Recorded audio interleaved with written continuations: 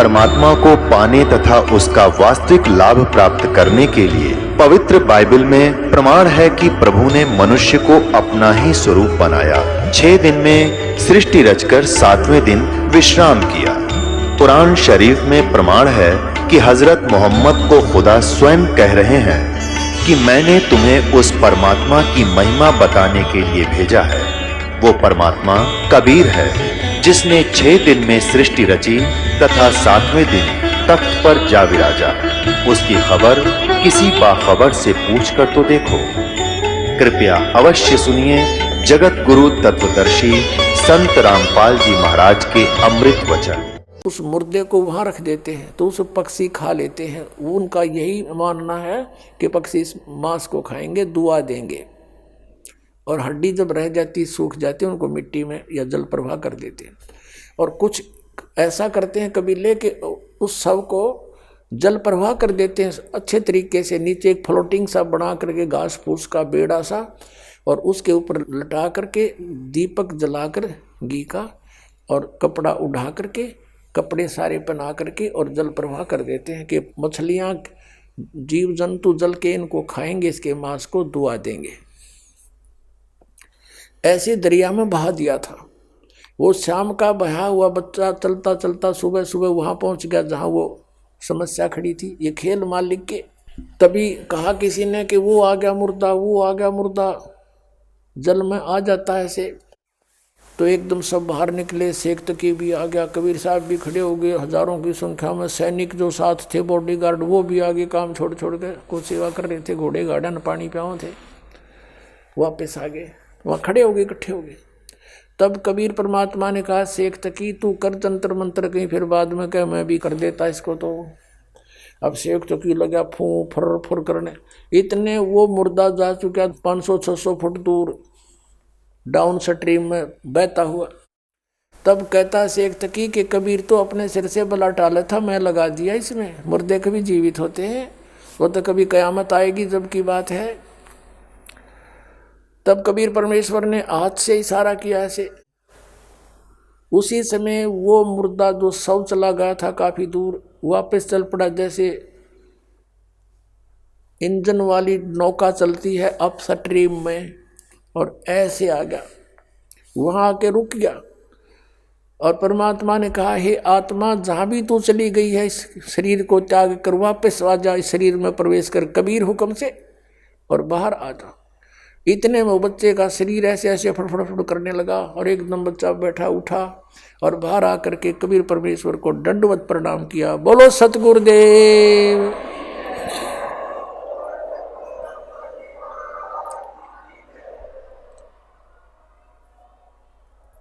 अब सभी उपस्थित जनों ने क्या कहा, कमाल कर दिया, कमाल कर दिया, कबीर जी ने कमाल कर दिया। उस 12-13 वर्ष के बच्चे का नाम परमेश्वर ने कमाल रख लिया, और उसके कोई ठिकाना कोई जाना नहीं था, और उसको अपने बच्चे के रूप में अपने साथ रख लिया। अब वहां से चलकर आगे शेख तकी की तो मां मर गई। उसने सोचा चाव था नीचा दिखाना, इसका तो और आदर बढ़ गया। आते ही उसने वही काम किया, मुसलमानों को बहलाया फुसलाया कि ये तो एक काफिर का गुरु बन गया है, ऐसा कर दिया है, ये झूठ बोलता है, मैंने मुर्दे जिंदे कर देता है, ये झूठ बोला है। अब इसकी परीक्षा लेंगे कबीर की। मुसलमानों बोलो तुम्हारी क्या राय है। सब खड़े हो गए, हाँ जैसे तू कहेगा शेख तकी हम तेरे साथ हैं। कि इसकी परीक्षा लेंगे, सरसों के तेल को उबाल कर इसके अंदर इसको डालेंगे, भगवान होगा तो बच जाएगा और काफिर है तो मर जाएगा। सब ने कहा ठीक है ठीक है। हजारों की संख्या में सिकंदर लोधी के रेजिडेंस पर आ गए और देखा वहां पहरेदारों ने आके कहा कि राजन हजारों की संख्या में जनता आई है, पता नहीं क्या डिमांड है। सिकंदर लोधी ने कहा कि बुलाओ 2-4 को अंदर बुला लो। शेख तकी सब तो आ गए और 10-15 और साथ में 2 मौजूद व्यक्ति थे, इम्पोर्टेंट से VIP, सब अंदर चले गए। सिकंदर ने पूछा क्या समस्या है आपकी, कि आपके साथ एक काफिर रह रहा है, आप उसको अल्लाह का अवतार मानते हो, हम उसकी परीक्षा लेंगे, उबलते हुए तेल के कढ़ाई में उसको डालेंगे, अगर वो जीवित रहा तो मान लेंगे ये अल्लाह है। शेख तकी ने सोचा था ये मर जाएगा कटे टंटा, सदा का सुख होगा तुझे। और राक्षस वृत्ति में था वो व्यक्ति। अब सिकंदर लोधी फिर समस्या में आ गया, कहने लगा तुम बैठो। कबीर साहब को अपने ही मकान में रखा हुआ था, अलग से कमरे में अच्छे आदर से, वहां गए, अपनी समस्या बताई कि प्रभु इसने एक बखेड़ा और शुरू कर दिया और मैं कैसे अपने मालिक को उबलते तेल की कढ़ाई में डाल सकता हूँ, एक तरफ मेरी रोजी रोटी, एक तरफ आप हो। तब उस परमात्मा ने कहा कि उनको कह दे भाई, इन्होंने तो मुझे मारना है, मार लेंगे, इनको कह दे बेटा चिंता ना कर और करो अपना काम, कोई बात नहीं, उबालो एक कढ़ाई, मंगा लो तेल। अब सिकंदर लोधी को विश्वास था कि कुछ नहीं होगा इनके, क्योंकि उनको एक दो ऐसी चमत्कार देख लिए थे। फिर भी मन सोच रहा था कि बने तकी गलत, जय गुरु जी मर गए थे, लेकिन मजबूर था, पब्लिक के सामने राजा के कोई पैर नहीं होते। तो उसी समय वो शेख तकी से कहा कि आप कर लो जी, जैसे करना है। हाँ भर ली, उन्होंने कहा, हामी दे दी, यस कर दिया कबीर जी ने, ले लो परीक्षा। अब क्या करा, शेख तकी ने अपने कहा कि तुम बड़ी सी कढ़ाई लाओ और नीचे बड़ा चूल्हा बनाओ और लकड़ कती मोटे मोटे घेर को उबाल दो तेल। ऐसा उबाल दिया जैसे चाय उबला करे, तेल सरसों का। और कबीर जी से कहा कि लाओ पकड़ के। और उस दृश्य को देखने के लिए कई हजारों की संख्या में नागरिक आगे। अगले दिन का समय रख दिया था। अब क्या डालो पकड़ के कबीर जी को। शेख तकी कहता है, परमात्मा कहते हैं यह सेवा मैं आप पर कर लूँगा अपनी, तुम मत करो। वहाँ से चलकर परमात्मा और कढ़ाई में प्रवेश करके बैठ गए। कढ़ाई के अंदर इतने हैं, शीश गर्दन से ऊपर ऊपर बाहर हैं और आराम से बैठे यूं। अब शेख तकी ने तने सोचा था कढ़ाई में पड़े इनका काम बना, तेरे जी सा आ जाएगा, आनंद होगा। अब वो देख रहा है कि इसका कुछ नहीं हो रहा, तो आराम से बैठा है। तो क्या कहता है कि राजन ये जादू जंत्र जानता है, इसने तेल की तासीर ठंडी कर रखी है, गर्म नहीं है, वैसे उबलता नजर आ रहा है। अब सिकंदर लोधी ने सोचा कि ला चेक करता हूँ, उंगली डालने की चेष्टा करने लगा तो परमात्मा बोले कि राजन इस मूर्ख के कहे इसमें हाथ मत दे दिए, इसकी कोई फारेनहाइट का बिना बेरा कितनी डिग्री तो बाल रखे कसाईयों ने, उंगली नहीं रहेगी तेरी, इसमें डालना मत। लेकिन सिकंदर लोधी ने सोचा गुरुजी नहीं जले, तेरी एक उंगली का के बिजली पड़ेगी। उसने नाटते नाटते उंगली दे ही दी। जितनी उंगली तेल में गई थी उतनी कटके वहीं खत्म हो गई, निशान नहीं पाया उसका, और बेहोश हो गया राजा। इतनी पीड़ा हुई इसको। अब देखा राजा बेहोश हो गया, इन मारेंगे, ये मर गया यूं। कबीर परमात्मा बाहर आए तेल से निकल कर, और राजा को उन्होंने जैसे भी पानी के छींटे विटे लगा करके होश में लाए। वो फिर इतनी पीड़ा थी, फिर बेहोश हो गया। राजा ने इतनी पीड़ा कभी देखी नहीं थी। तो परमेश्वर कबीर जी ने पकड़ के उंगली पूरी कर दी। बोलो सतगुरुदेव की जय हो। और सिकंदर लोधी राजा एकदम सचेत हुआ। वहाँ देखने वाले हजारों की संख्या में लोगों ने परमात्मा कबीर जी की जय जयकार करी, उनसे उपदेश लिया। हिंदू और मुसलमान उनके शिष्य बन गए। शेख तकी के गढ़ों पानी पड़ गया। अब कहते हैं नीच व्यक्ति अपनी नीचता को त्यागता नहीं। कबीर परमेश्वर की वाणी है, राज तजना सहज है, सहज त्रिया का ने, और मान बड़ाई ईर्षा दुर्लभ तजनाइए। अरे इनके तजे बिना भगवान मिले नहीं। भगत होकर के ऐसी ईर्षा करें तो कहते फिर परमात्मा निकट नहीं आता। अब उसने फिर क्या स्कीम बनाई कि भाई मुसलमानों यो जादू जंत्र जानता है, राजा लिया बैका, इसकी एक परीक्षा और लेते हैं। क्या, पहले कुएं होते थे 200 150 200 फुट गहरे, और उस गहरे कुएं में क्या होता है कि उसमें पानी नहीं होता, और उसमें एक ऐसा बन जाता है वो दरार सा, उसका पता नहीं तू कितना गहरा और अलग से होता है। उन्होंने स्कीम बनाई मुसलमानों ने मिलकर के कि भाई इसको गहरे कुएं में डाल के ऊपर से छड़े कांटेदार झाड़ियाँ मट्टी कंकर भर देंगे उसको हैं, और ये कहो कि अगर इसमें जीवित पा गया तो हम मान लेंगे खुदा है। अब वो फिर 5-10 व्यक्ति मौजूद से गए और कहा हम एक परीक्षा और लेंगे।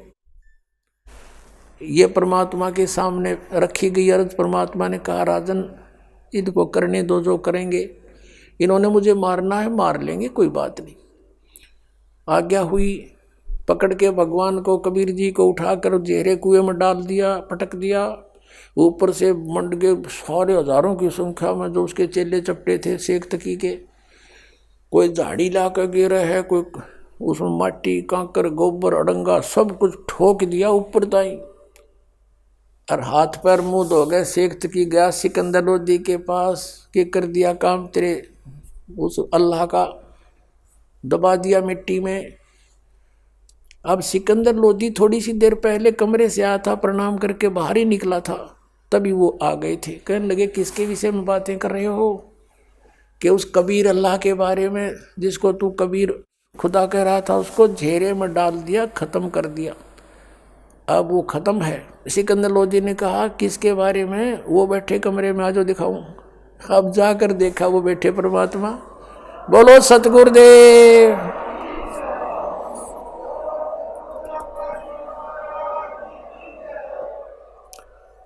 अब पुण्यात्मा शेख तकी नीच व्यक्ति था, इतना देखकर चरणों में शीश रख देना चाहिए था उस नालायक ने कि भगवान के साथ खस रहा है, लेकिन वो प्रभुता ना छूटे थी। कुछ दिनों के बाद, कुछ तुरंत ही उसने एक परीक्षा ली, फिर कहा कि देखो भाई मुसलमानों, एक परीक्षा और ले लो। क्या? कि मेरी लड़की कब्र में दबा रखी है हमने, अगर उसको जीवित कर देगा तो मान लेंगे ये कुछ करामात रखता है। सबने स्वीकृति दे दी, क्योंकि भोले भाले व्यक्ति इन गुरुओं के बंधे रहे हैं, ये श्रद्धालु, चाहिए कुछ भी कराओ उनसे। उन्होंने फिर जाके कंडीशन रख दी राजा के सामने। राजा ने रख दी कबीर साहब के सामने कि भगवान ये एक और पंगा पा दिया इन्होंने। अब मालिक तो गए इसलिए थे कि किसी प्रकार मेरे बच्चे मुझे पहचान ले, किसी तरह पहचान ले मुझे। परमात्मा ने कहा कह दो इनको, तीसरा दिन रख दो। दिन निर्धारित कर दिया कि उस दिन इस समय उस लड़की को जीवित करेंगे, और आसपास मुनादी करवा दो राजा। अब राजा ने आसपास नगरों में, गांवों में मुनादी करवा दी, ढिंढोरा पिटवा दिया, अनाउंसमेंट करवा दी कि ऐसे ऐसे मृत लड़की को जीवित करेगा कबीर परमेश्वर आए हुए हैं। शेख तकी की लड़की कब्र में दबी हुई है, मृत्यु को प्राप्त हो चुकी है कई दिनों से। अब वहाँ जाकर हजारों की संख्या में, कई हजारों की संख्या में 20, 30, 50 हजार व्यक्ति इकट्ठे हो गए। कब्र को फुड़वा दिया गया। परमेश्वर कबीर जी ने कहा कि शेख तकी अब तू कर ले अपने जंतर मंतर, कहीं फेर के मैं कर दूं और जिंदा जीवित कर देता। तो उपस्थित सभी व्यक्तियों ने कहा कि भगवान अगर इसके पास कोई शक्ति होती तो अपने बच्चे को कौन मरने देता, ये तो पहले ही कर लेता, ये इसके पास कुछ नहीं है, आप करके दिखाओ। तो परमेश्वर ने कहा कि हे शेख तकी की बेटी जीवित हो जा। लड़की जीवित नहीं हुई। फिर कहा कि शेख तकी की बेटी जीवित हो जा। लड़की जीवित नहीं हुई। शेख तकी ने नाचना कूदना भंगड़ा पाना शुरू कर दिया। देखा चोर की चोरी पकड़ी गई, देखा मुर्दे कभी जीवित होते हैं, झूठा है कपटी है। अपनी बेटी के जीवित ना होने का गम नहीं, कबीर साहब के हारने की खुशी मना रहा वो मूड। परमात्मा ने तीसरी बार फिर कहा, फिर भी नहीं हुई। वो तो परमात्मा लीला कर रहे थे, यूं नाच कूद ले मूर्ख थोड़ी देर। फिर कहा कि हे जीवात्मा जहाँ भी है तू, कबीर हुक्म से वापस आ, प्रवेश कर इस लड़की के शव में और बाहर आ जा। तुरंत लड़की कंपन हुई, लड़की बाहर आकर प्रणाम किया। बोलो सतगुरुदेव।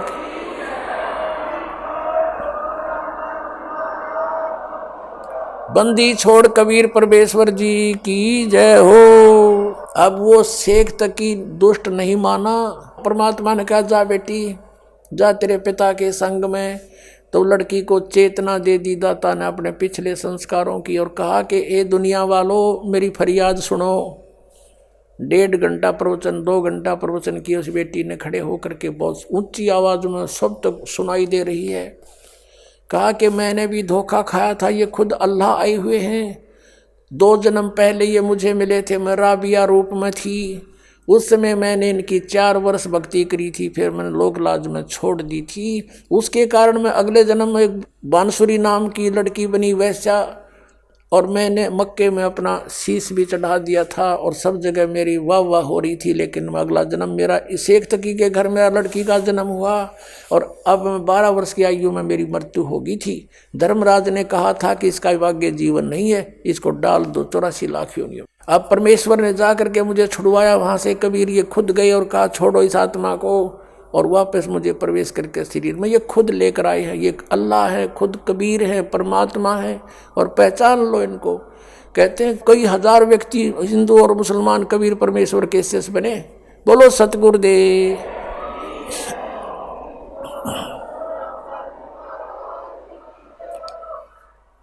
और उस लड़की से कहा बेटी अब तू जा अपने पिता के साथ।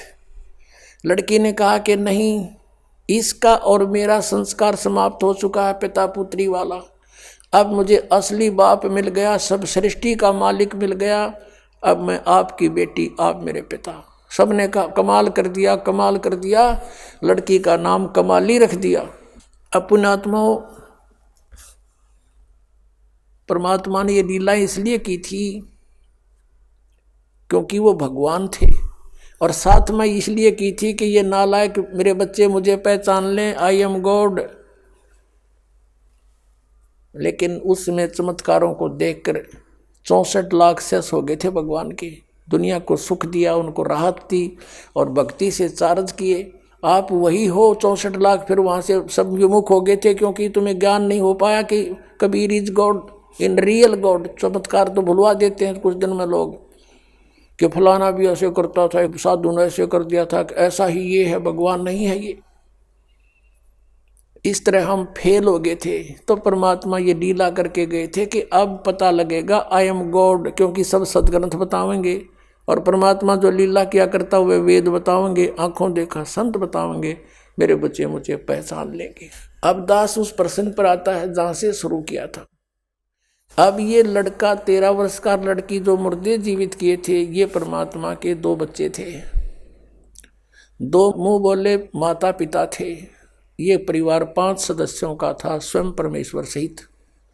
कपड़ा बुनते थे, जो भी कुछ आ जाता था अपना परिवार पोषण के लिए जो रख के, बाकी भंडारा भोजन सत्संग करते थे, वहाँ भंडारा करवा देते थे।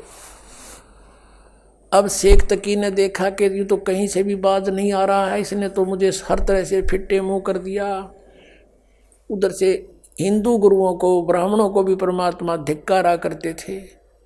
कहते हैं वेद पढ़ने पर भेद ना जानो तुम बाचों पुराण 18, और जड़ को अंधे पत्ते खुआ में भूल गए सिरजनहारा। उनको भी कहा करते थे कि तुम गलत साधना करवा रहे हो, देवी देवताओं की पूजा पे इनको फंसा रहे हो, तुम पूर्ण परमात्मा से परिचित नहीं हो, इनका जीवन नाश करे। तो उधर से हिंदुओं के गुरु भी विरोधी, उधर से मुसलमानों के ये काजी मुल्ला भी विरोधी। इन सब ने मिलकर एक मीटिंग करी कि भाई वैसे तो काबू आता नहीं, कोई जंतर मंत्र जाना है, ऐसी स्थिति में कर दो इसको कि ये भाग जा काशी छोड़ गए। सब ने मिलकर चिट्ठी डाल दी सब जगह,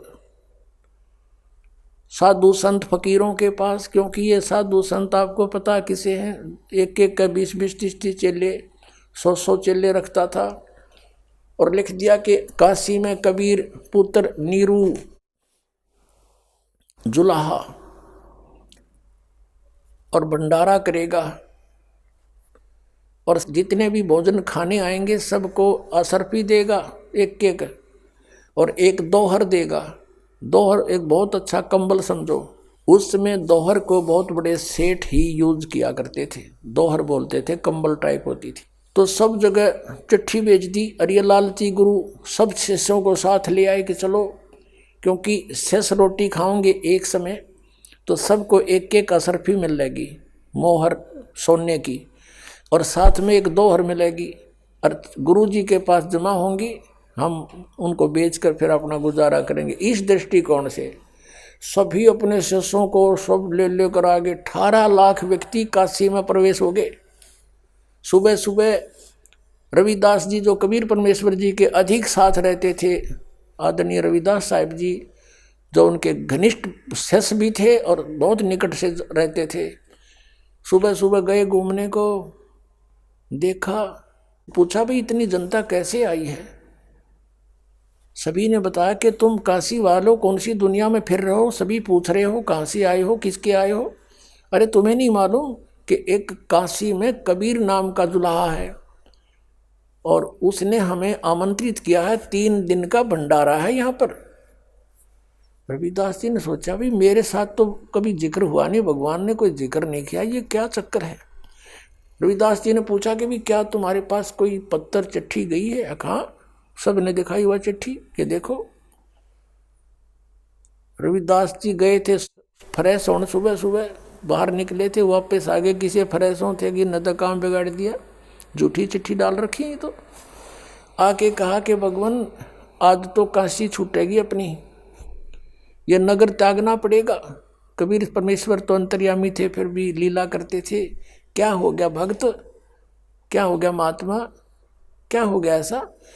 हे भगवान बाहर देखो, वहाँ 18 लाख व्यक्ति आए हुए हैं, साधु संत सबके पास चिट्ठी है कि कबीर भंडारा करेगा, 3 दिन भंडारा चलेगा और सबको असर भी देगा। प्रत्येक डाइट पे, शाम ने खाओगे शाम ने अलग से, सुबह खाओगे सुबह अलग से, और एक एक दोहर देगा।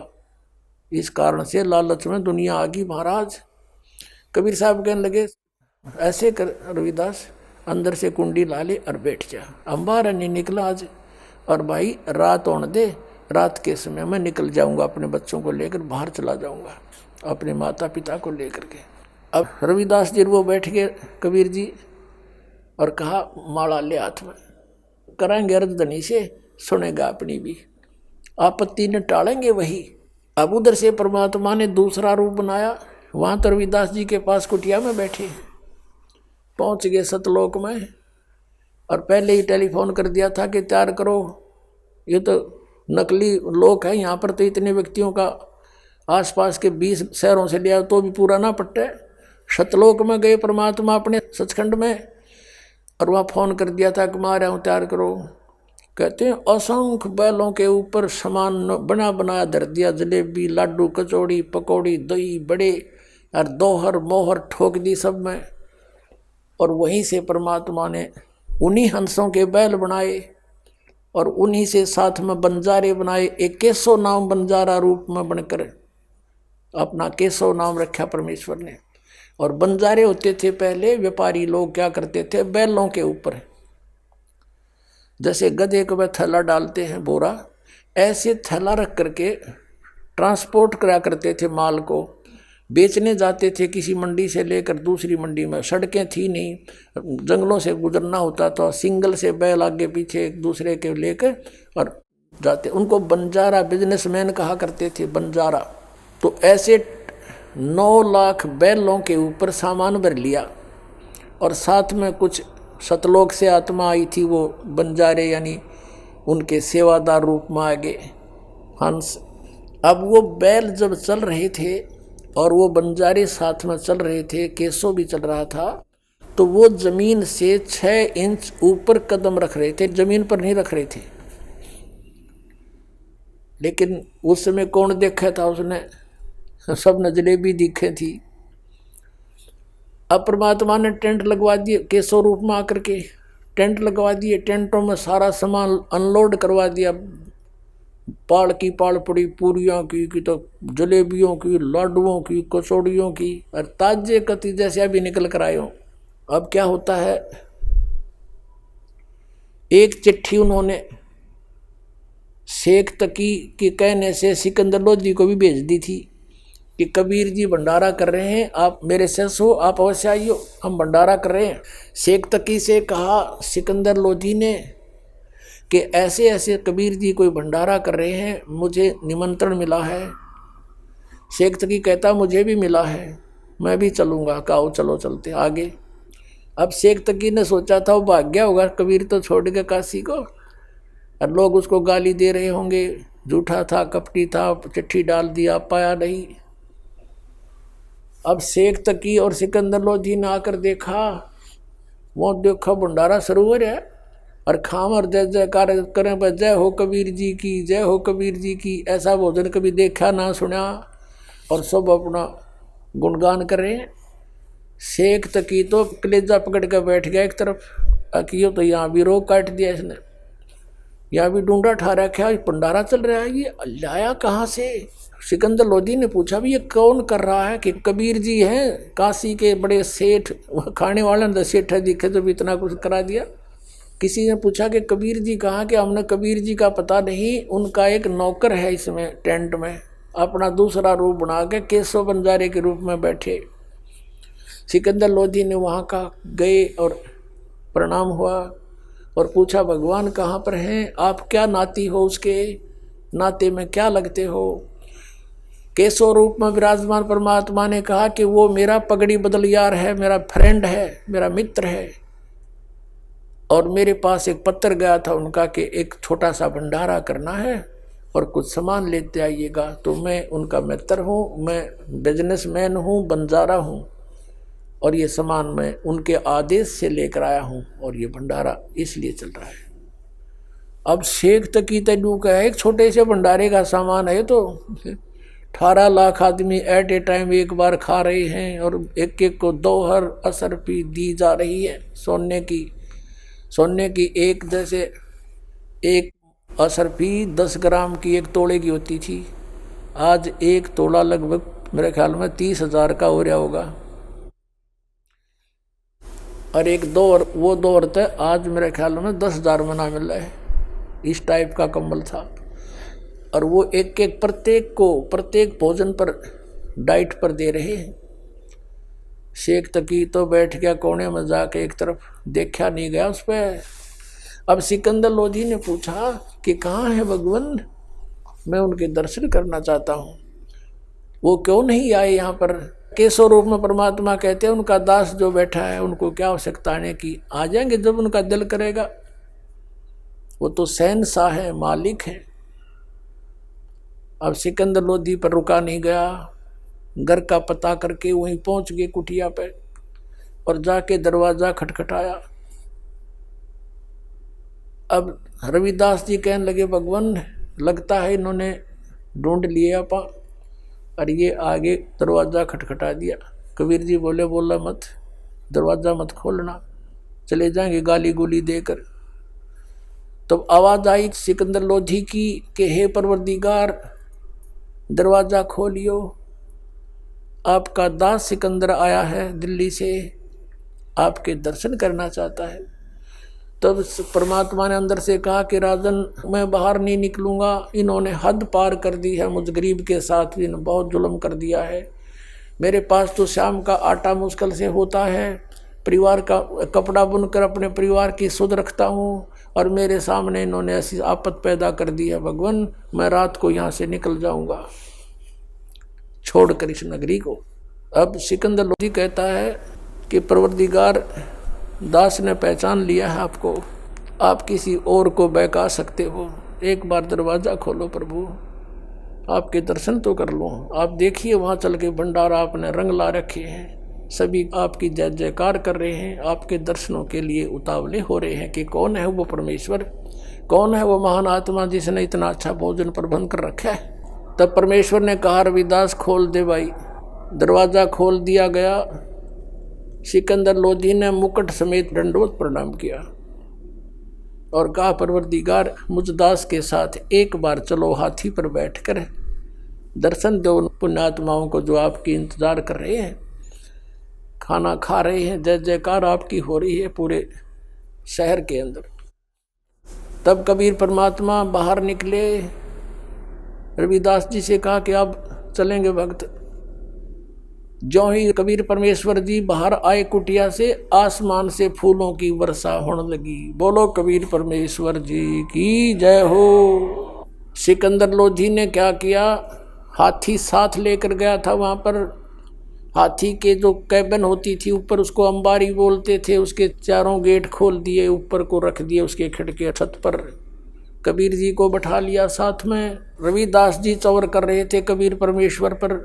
जब बाहर निकले, सिकंदर लोधी ने कहा कि भक्त हे महात्मा जी, आप तो रोज सेवा करते हो मालिक की, मुझे सेवा दे दो।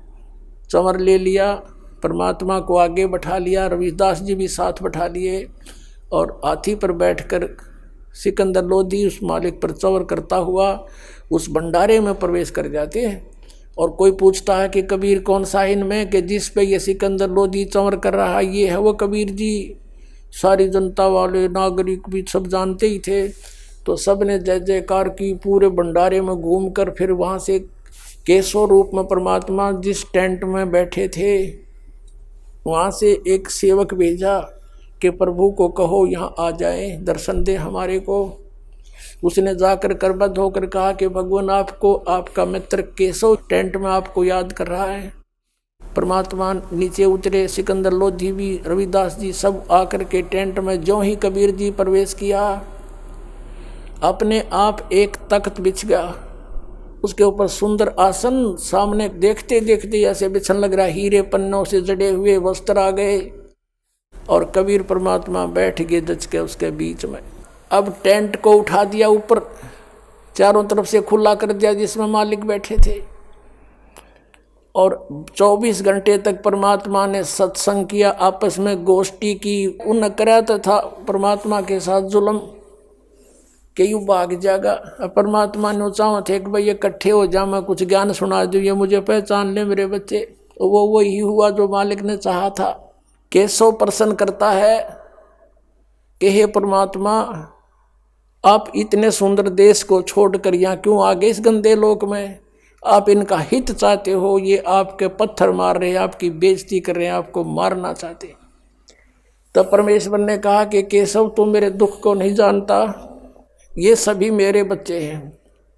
काल ने इनको दो बना दिया, हिंदू और मुसलमान, ताकि ये लड़ते मरते रहे और जिसके बच्चे दुखी हो वो पिता सुखी नहीं हो सकता। मैं इसलिए आया हूँ कि ये किसी तरह मुझे पहचान लें, ये मुझे जान लें और उस सुख को महसूस करें जहाँ से ये भंडारा आया है। वहाँ सदा भरे भरे भंडार रहते हैं, हरे भरे फूल रहते हैं, ये भंडार सदा वहाँ पर चलते हैं, बगैर काम किए वहाँ मिलते हैं। उसको छोड़कर यहाँ आगे इस काल के साथ में ये प्रसन्न करता है। केशव के रूप में उतर देते हैं कबीर परमात्मा खड़े होकर के। लाखों की संख्या में परमात्मा कैसे सो गए वहाँ पर सुनकर मालिक की महिमा को। बोलो कबीर परमेश्वर जी की जय हो।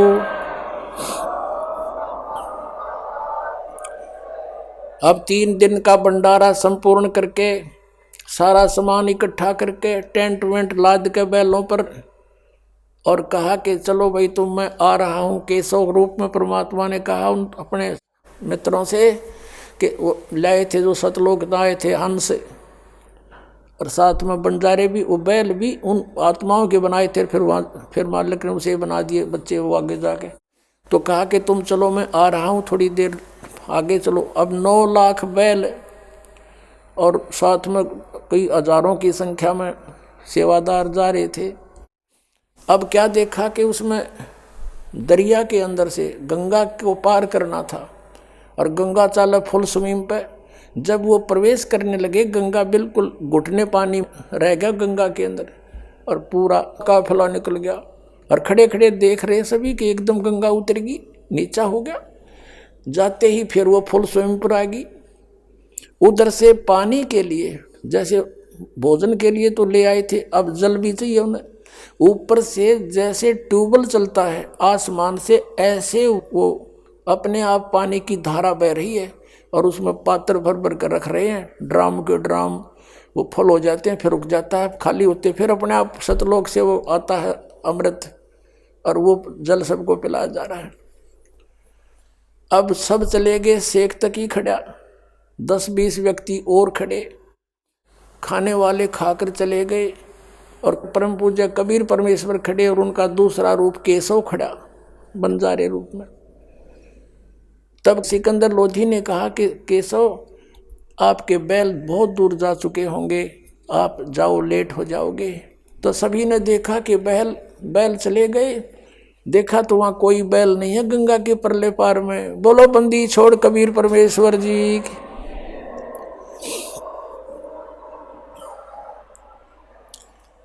अब उधर से क्या किया कि जो केशव रूप में खड़े थे दूसरे रूप में देखते ही देखते केशव वाला रूप कबीर परमेश्वर में समा गए, अकेले कबीर परमेश्वर रह गए। बोलो बंदी छोड़ कबीर परमेश्वर जी की जय हो।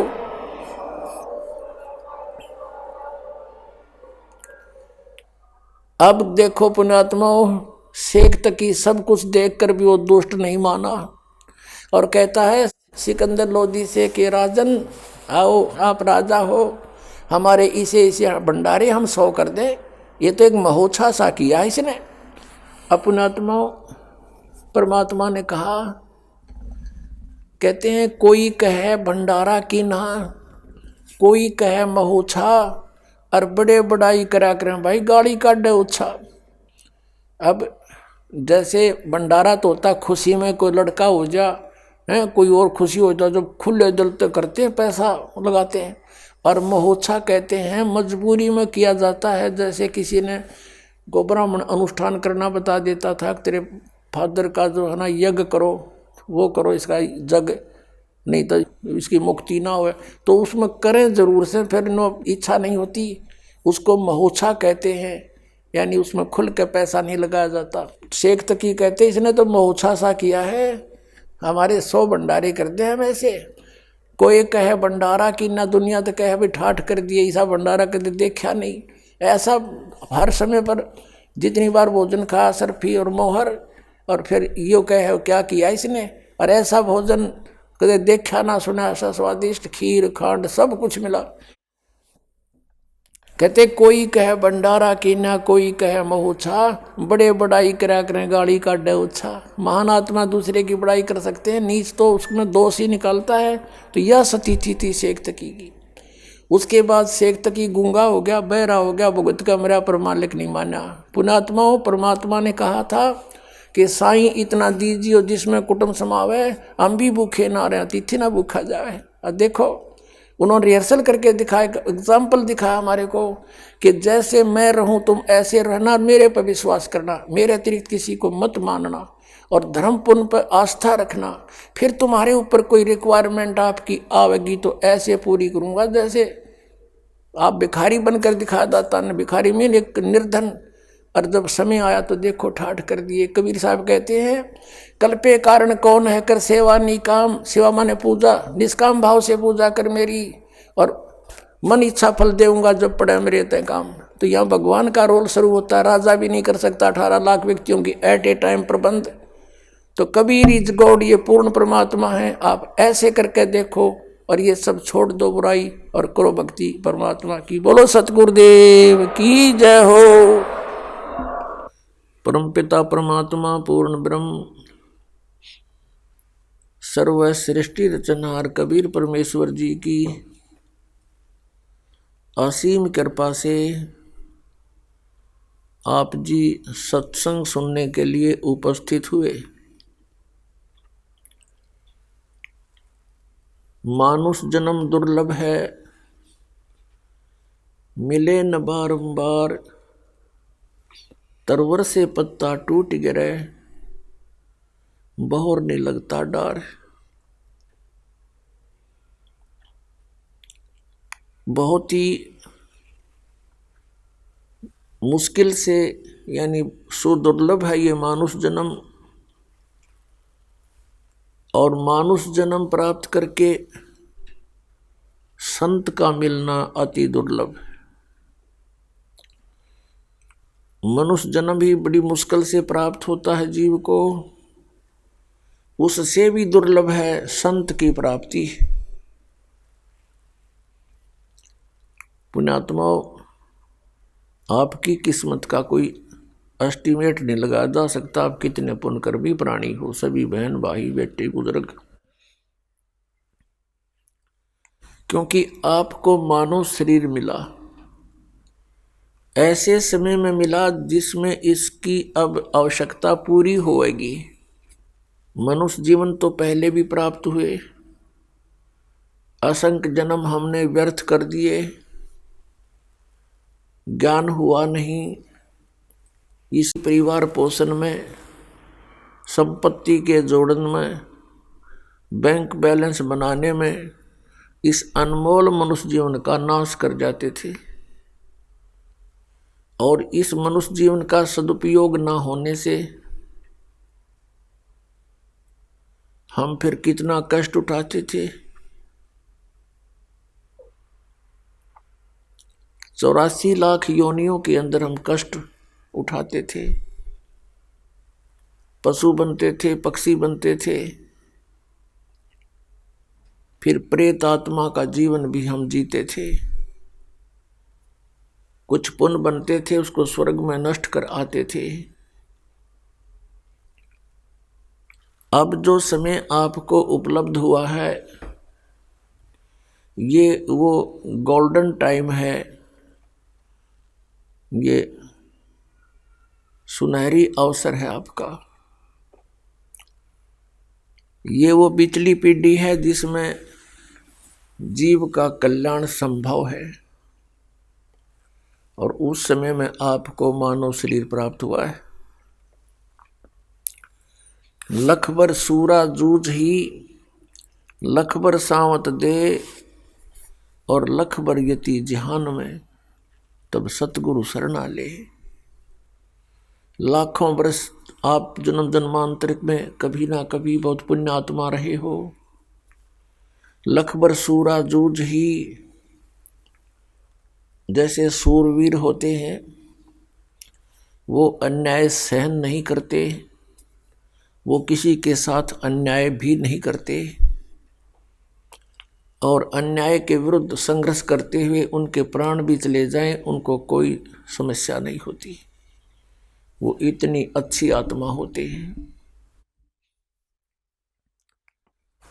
और लख बरसावत दे, जैसे किसी व्यक्ति के हाथ घुटनों से नीचे तक लंबे हों, वो बहुत पुण्यकर्मी प्राणी होता है। उसके पिछले संस्कार बहुत अच्छे होते हैं, लेकिन उस सूरवीर को और उस लखवर सावत दे, उसको सावत शरीर बोलते हैं। कोई संत नहीं मिला इनको, तो उनका जीवन भी व्यर्थ हुआ। और लखबर यति जहान में, जैसे एक समय सुखदेव ऋषि के पास राजा जनक ने परीक्षार्थ एक औरत भेज दी, स्त्री भेज दी कि इसकी परीक्षा ले, ये कितना यति है। अब वो लड़की उसके पास पहुंची तो ऋषि जी बैठ गए चारपाई पर। लड़की उस चारपाई पर बैठ गई, वो और थोड़ा ऊपर को हो गए, लड़की को टच ना होने देने के कारण और ऊपर को हो गई। वो निकट आई, उठ के खड़ा हो गया और कहा, बेटी आप यहाँ से जाइए, और ये अच्छा कर्म नहीं तेरा। कहने का भाव ये है कि फिर राजा जनक को भी परमात्मा मिले थे, लेकिन उस समय वो ऐसे रंग में रंग चुके थे, कई हजारों की संख्या में औरतें थी उसकी, लेकिन परमात्मा को नहीं माना था। लेकिन सतगुरु के ज्ञान से उसको कुछ आभास अच्छा हो गया था। तो उसने क्या कहा कि राजा जनक ने कहा कि बहन बता, कैसी प्रतिक्रिया की उस ऋषि ने। उसने बताया, जी सचमुच ये तो महान आत्मा है, और मुझे ट्रस्ट भी नहीं होने दिया, और खड़े हो गए, सारी क्रिया बता दी। अब यहाँ बताते हैं परमात्मा, यदि सत साधना ना, ये तो अच्छी बात है, आचरण ऐसा हो पुरुष का, बहन बेटी सभी का, लेकिन भक्ति नहीं है आपके पास तो यूजलेस। क्या बताते हैं, गोरख से ज्ञानी घने, और सुखदेव यति जहान, सीता सी बहु भारिया, संत दूर अस्थान। जैसे परमात्मा कबीर परमेश्वर ये हमारे पिता हैं, और अपने ही माता पिता अपने बच्चों के लिए दुखी हुआ करते, वो हमारे लिए भटक रहे हैं। कोई भी किसी भी धर्म मजहब में कोई भी अच्छी बुरी आत्मा है या अच्छी है तो वो परमात्मा की है, और उस परमेश्वर ने अपने अच्छे बुरे सभी बच्चों की चिंता रहती है। तो अच्छे बच्चों में से गोरखनाथ थे, सिद्ध हो गए थे। ऐसी सिद्धियां आ गई थी कि एक बार एक पहाड़ को सोने का बना दिया था। तो उससे परमात्मा मिले, उसकी सारी सिद्धियों की स्थिति बताई, ज्ञान से समझाया उसको, और गोरखनाथ को सतनाम दिया था परमात्मा ने 2 अक्षर का। अब हमारे अंदर एक और ढीठपना है, कृतज्ञता है। परमात्मा से प्राप्त ज्ञान से ज्ञानी बन गया, और पूर्व जन्मों की उसके पास भक्ति संग्रह गणा था। काल ने तो बर्बाद करवाने से मतलब है। उस ज्ञान के आधार से, परमात्मा प्राप्त ज्ञान के आधार से उसने घने राजाओं को भी अपना शिष्य बना लिया, और 1 नंबर का विद्वान प्रसिद्ध हो गया। अब परमात्मा कहते हैं हम इतने कृतघ्नी हैं कि सतनाम मिल गया तो न्यों सोच ली बस, क्योंकि आपसे कुछ पिछले संस्कार से कुछ आगे चार्जिंग होगी, कुछ दिन ठीक साधना करने से, फिर गुरुद्रोही यानी गुरु से विमुख होने से भक्ति नहीं बनी, और उस दौरान जो उसकी भक्ति बनी और पिछली वो बर्बाद कर दी चेले बना बना कर। तो परमात्मा कहते हैं गोरख से ज्ञानी गणे, और सुख दे जति जिहान, सीता सी बहु बारिया पर संत दूर स्थान। जैसे सीता जी थे, सीता जी वाइफ ऑफ रामचंद्र, अब वो राजा उसको रावण उठाकर ले गया था। रावण ने हर संभव कोशिश की उसके साथ दुर्व्यवहार करने की, दुराचार करने की, पर वो सफल नहीं होने दिया। ईश्वरीय शक्ति भी साथ रही, और उस माई का विश्वास भी दृढ़ था, और नीयत साफ थी। और फिर जब रावण को मारकर सीता जी को वापस लाने लगे तो श्री रामचंद्र जी ने इतनी भयंकर परीक्षा ली थी। कहा था कि यदि मैं तुझे अग्नि में बैठाऊंगा, यदि तू मर गई तो कलंकित है, और नहीं जली अग्नि में तो निष्कलंक है। ऐसा ही किया गया, वो नहीं जली। तो दृढ़ विश्वास हुआ श्री रामचंद्र जी को और अन्य सभी को कि निष्कलंक थी, बहुत नेक पत्नी थी। अब परमात्मा कहते हैं सत साधना ना करने से वो सीता भी फिर 83 लाख योनियों में जाएगी, और सीता जैसी बहनें बहुत हैं, अकेली सीता ही नहीं थी ऐसी। तो क्या बताते हैं, गोरख से ज्ञानी गणे और सुखदे यति जहान। सुखदेव जैसे यति बहुत पुरुष हैं पृथ्वी पर, ऐसी बात नहीं है। और सीता सी बहु भारिया, सीता जैसी पत्नी बहुत है ऐसी, अपने धर्म कर्म पर रुकने वाली। पर संत दूर स्थान, संत के घर बहुत दूर हैं, संत का मिलना बहुत मुश्किल है, और सत साधना मिलनी बहुत दूर की बातें हैं। तो आज आपके लिए वो संभव हो गया है। तो आप कितने पुण्यकर्मी प्राणी हैं। लख बर सूरा जूझ ही,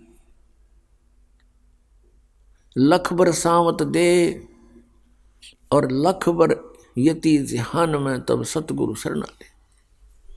लाख बार संसार में यति रहा हो सुखदेव जैसा, और महिमा का पात्र भी बन गया हो, और लख बर सावत दे, लाख बार तेरा ऐसा भी शरीर रहा हो घुटनों से नीचे तक हाथ हों तेरे, और उसकी सब जनता प्रशंसा करती है, बड़े महान है, पिछले जन्म के पुण्यकर्मी प्राणी है, उसकी प्रशंसा होती रहती है। और फिर कहते हैं लख बर यति जहान में तब सतगुरु शरणा ले। लख बर सूरा जूझ ही, बड़े सूरवीर भी आप रहे हो, तब जा करके आज आपको सतगुरु की शरण मिली है। इतनी पुण्यात्मा हो आप पिछले जन्मों की। और अब हम क्या कर रहे थे, अब अपने कर्मों को फोड़ रहे थे ईंटों और पत्थरों से, क्योंकि काल ने कैसी व्यवस्था करवा दी, कैसे सीने में चलवा दिए। पहले कभी थोड़ी बहुत कोई बकवाद होती थी तो लोकमा छुपमा हुआ करती थी कि तो शहर शहरों में गाँव में ऐसी आग नहीं थी। वो जो आज सरेआम ये फिल्में बनाई जाती हैं बेहुदी। इससे क्या सीखा हमने? कोई बकवाद सीखी और समाज की गिरावट हो गई, विचारों में मलिनता भर गई। तो इस समय में जब हमारा विनाश निकट था, किस चीज का विनाश? हमारे हर तरह से चरित्र का विनाश, हमारे अंदर जो शुभ संस्कार थे उनका विनाश, और फिर अब यदि परमात्मा ना मिलते तो हमारे जीव का विनाश 84 लाख योनियों में जाना था। अब एकदम अब रिवर्स काम हो जाएगा। पहले तो हम ऐसे जा रहे थे, अब हम ऐसे चल पड़े, और अन्य जो प्राणी शरण में नहीं आते वो ऐसे ही जा रहे हैं। तो हमारा और उनका प्रतिदिन डबल डिफरेंस होता जा रहा है। आइए अब हम उन श्रद्धालुओं के अनुभव जानते हैं जो जगत गुरु तत्वदर्शी संत रामपाल जी महाराज जी से दीक्षा प्राप्त कर चुके हैं तथा उनके द्वारा बताए गए भक्ति मार्ग पर चल रहे हैं। नमस्कार सर। नमस्कार सर। सर क्या नाम है आपका? रमेश दास।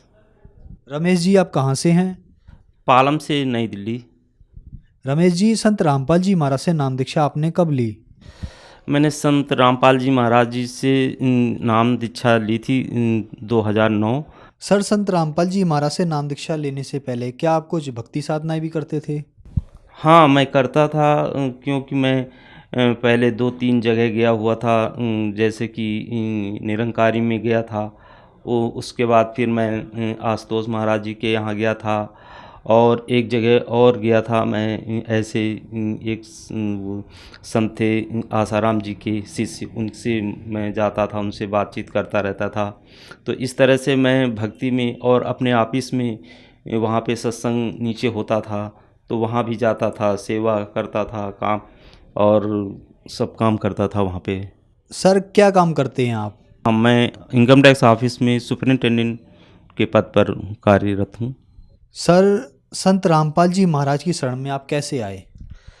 संत रामपाल जी महाराज जी की शरण में सर जी मैं बहुत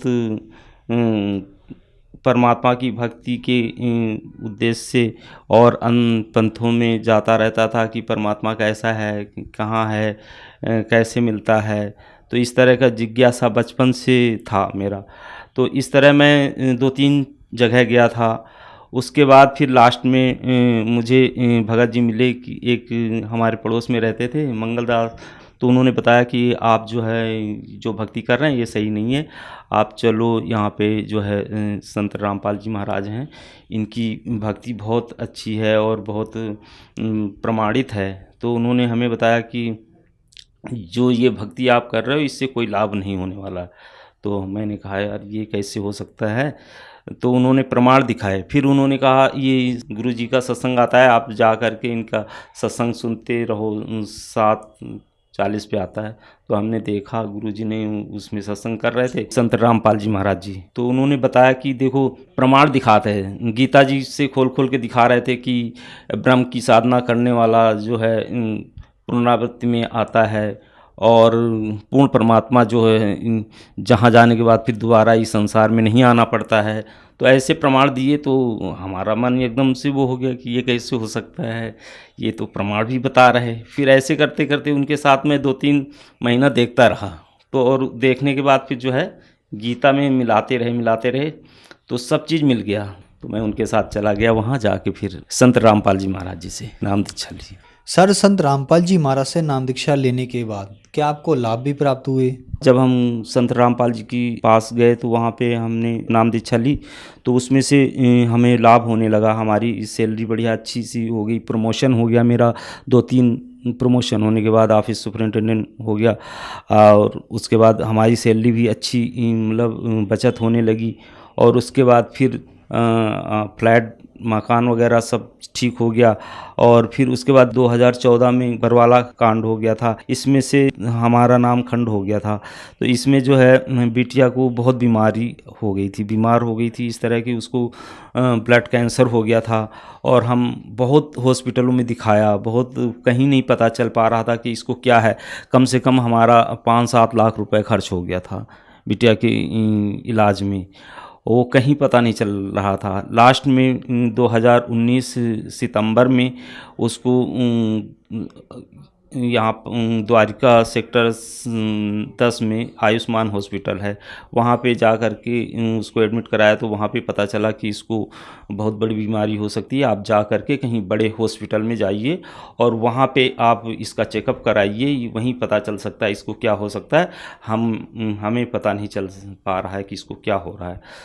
तो वहाँ जा कर के फिर हम जा कर के ऑल इंडिया मेडिकल हॉस्पिटल गए, वहाँ पे उन्होंने देखा, एडमिट करा और उन्होंने फटाफट रिपोर्ट चेकअप कराया। तो उसमें पता चला कि हमारी बेटी को ब्लड कैंसर है। तो ब्लड कैंसर की हम लोग तो ज़मीन हमारे पैरों से निकल गई, खूब सब लोग परेशान थे, सब रो रहे थे कि क्या हो गया, कैसे अब बचेगी बेटी, कुछ नहीं बचेगी, क्या होगा। तो उसके बाद हम लोग बहुत परेशान हो गए, बहुत, इतना गुरु जी को बार बार वो कर रहे थे कि क्या करें, कैसे होगा गुरु जी, अब तो हमारी सब जगह से बदनामी भी हो जाएगी कि बेटी को नहीं बचा पाए और बेटी को ब्लड कैंसर हो गया। लेकिन फिर परमात्मा ने इतनी दया करी, संत रामपाल जी महाराज जी से हमने प्रार्थना करी, हे प्रभु हमारी बेटी कैसे ठीक होगी। वहाँ पे फिर भक्तों ने कहा दोबारा शुद्धिकरण कराया हम सब लोगों ने जा कर के, और जैसे फिर दोबारा टेस्ट हुआ तो उसमें जो है ब्लड कैंसर उसको नेगेटिव हुआ। हमारी बेटी को ब्लड कैंसर था। ऑल इंडिया मेडिकल हॉस्पिटल में ये हमारी बेटी का ब्लड कैंसर की रिपोर्ट है कि इसमें जो है ब्लड कैंसर आया है। जब हमने गुरुजी के उसमें गए, दोबारा प्रार्थना करी, तो ये रिपोर्ट देखो गुरुजी की जो है प्रार्थना से, दया से आज हो गया था। और उसके बाद आज जो है स्वस्थ हो गई है, काफ़ी अच्छा हो गया। और संत रामपाल जी महाराज जी से दीक्षा नहीं लिया था तो हम शराब भी लेते थे और तम्बाकू भी कर लेते थे, खाते थे, पान मसाला सब जो है मतलब खाते थे। तो हमें बहुत बार हम छोड़ने के प्रयास किया लेकिन हमसे नहीं छूटी। लेकिन जैसे ही संत रामपाल जी महाराज से नामदान दीक्षा ली तो सारे हमारे ये जो है नशा वगैरह सब छूट गया। आज तक हम लोग बीड़ी क्या, उसकी खुशबू भी बहुत गंदी लगती है, हम लोग नहीं वो करते हैं। सर, आप इनकम टैक्स ऑफिस में एक सुप्रीडेंट के पद पर कार्यरत है, आप एक ऑफिसर रैंक के व्यक्ति हैं, तो ये कहना तो बेईमानी होगी कि आपने संत रामपाल जी महाराज से नाम दीक्षा अंधश्रद्धा के तहत ली है या अंधविश्वास के तहत ली है। लेकिन फिर भी कहा जाता है कि संत रामपाल जी महाराज से उनके अनुयायी अंधश्रद्धा के तहत जुड़े हैं। क्या ये बात सही है? ये बातें कहाँ तक ठीक हैं? संत रामपाल जी महाराज जी पूर्ण परमात्मा के अवतार हैं। वो पूर्ण प्रमाणों से, गीता से, वेद से, कुरान शरीफ से, बाइबल से पूरा खोल खोल के दिखा रहे हैं। तो ये श्रद्धा भक्ति है। और जो वो अज्ञानी लोग हैं, वो नकली गुरु हैं, वो तो लोक वेद के आधार से बताते हैं, वो उनकी भक्ति सही नहीं है। इनकी भक्ति शास्त्र प्रमाण है, शास्त्र से प्रमाणित आपको ज्ञान बता रहे हैं। सर, जैसे कोई संत रामपाल जी महाराज से नाम दीक्षा लेना चाहे तो वो कैसे ले सकता है?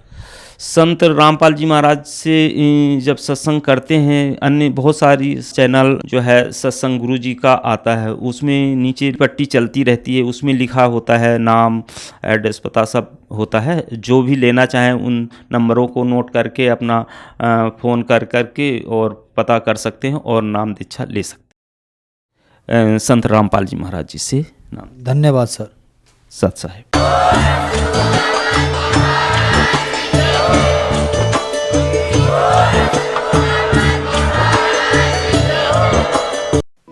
आप सुन रहे थे जगत गुरु तत्वदर्शी संत रामपाल जी महाराज के मंगल प्रवचन। अधिक जानकारी के लिए संपर्क करें